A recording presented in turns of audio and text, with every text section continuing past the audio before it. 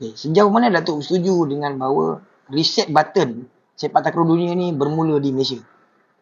Sebenarnya daripada dulu, takraw ni pun mula daripada negara kita Malaysia. Kemudian ambil alih oleh Thailand kerana pembangunan yang dibangunkan dengan komitmen daripada badan-badan berkanun mereka.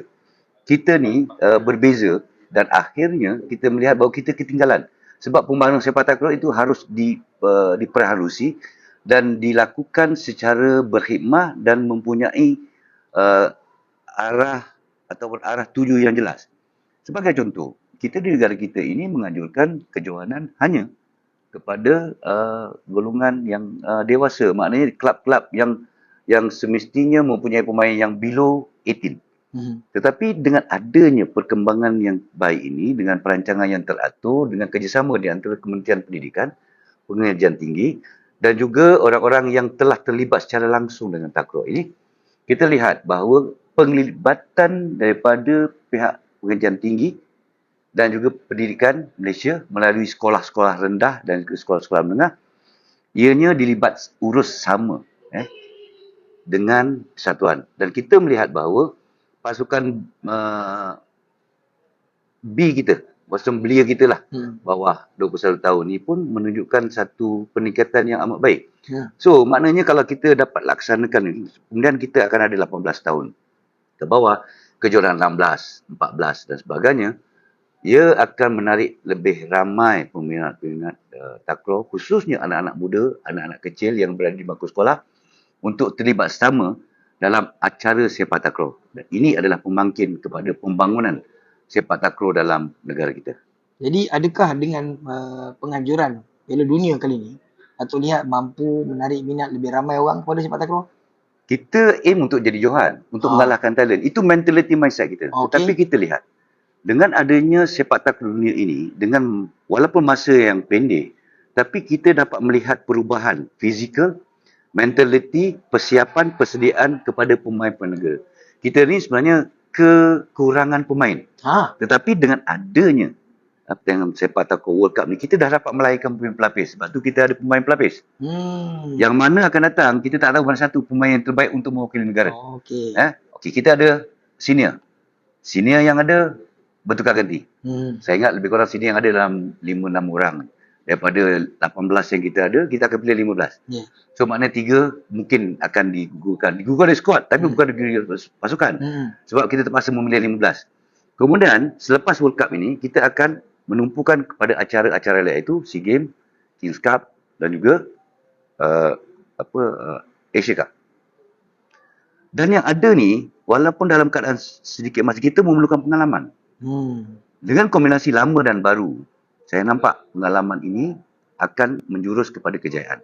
Yang penting sekarang ini adalah semangat berpasukan dan disiplin. Dulu kita bercakap tentang disiplin pemain takraw. Saudara Muhsin pun pernah main takraw, bagaimana kadang kita nak mengolah, menjaga. Kadang-kadang ada kepala sendiri sehingga kan coach pun nak command pun tak boleh. Nak panggil nanti dia tak datang. Tapi sekarang ni kerajaan melalui Kementerian Belia dan Sukan, melalui MSN telah merangka satu formula baru bagaimana kita boleh membantu atlet. Dengan adakan gaji asas sebanyak 1,500 dan allowance bergantung kepada kejayaan dalam SEA Games atau Asia Games. Maknanya, satu pemain takraw sekarang ini, paling tidak pun ada 4,500. Itu tak termasuk on top dengan kerja yang asal. So, ini adalah semangat. Tapi kalau itu kita dah sediakan, pemain tak boleh nak mengikuti apa yang kita minta, maka dia akan tertinggal dan akan digantikan oleh ini mata pencarian. Jangan lupa Presiden cakap, satu hari nanti pemain takraw ni akan berharga. Thailand panggil mungkin dengan harga bagaimana kita memanggil pemain Thailand datang ke Malaysia. Kita bayar dengan 4,000 ke 5,000 ringgit satu bulan. Kalau STL 3 bulan, maknanya dia ada 12,000, tak termasuk tiket kapal terbang. Value ni kita akan tambahkan pada pemain kita supaya mereka ini dilihat sebagai pemain profesional yang boleh membantu negara dan juga dalam masa yang sama menjadikan dia sebagai mata pencarian. Jangan lupa, tahap umur pemain ni tak panjang. Thailand sama 40, 41, still valid. Cuma kita kurang. Tapi pendekatan ini telah kita ambil. Sejak macam Syahir contohnya. Nampak dia punya peningkatan.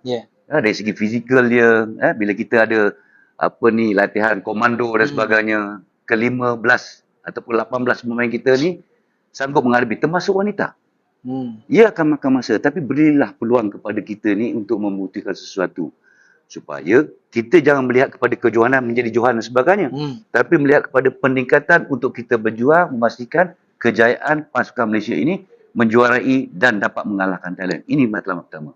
World Cup ni sebagai pemangkin untuk kita melihat pembaharuan, melihat kepada kemajuan pasukan, melihat pada disiplin pemain-pemain dan komitmen daripada pemain-pemain. Saya yakin pemain yang ada sekarang ini, daripada saya lihat daripada latihan, amat committed. Bayangkan bulan puasa start pukul 10, sampai pukul 2 pagi, sahur, puasa, petang, buka, malam start. So, tak ada yang keluar, tak ada yang balik. Maknanya, mereka ini bermain untuk menentukan negara kita ini menjadi salah satu pasukan yang akan menjadi johan ataupun dapat mengalahkan Thailand selain negara-negara lain. Tapi dalam masa yang sama, jangan kita underestimate Indonesia, Vietnam, Filipin, Korea dan sebagainya. Itu kita kena lihat. Jangan kita nakkan johan melawan Thailand, dalam masa yang sama kita kalah dengan pasukan Thailand. Ini saya kena ingatkan kepada pemain, jangan terlalu eager, maintain as what it is, pastikan bahawa kita punya skill, kita punya kemampuan, kita punya tahap kecerdasan kita maintain untuk kita bersaing dengan siapa saja yang akan kita berjumpa pada World Cup ni.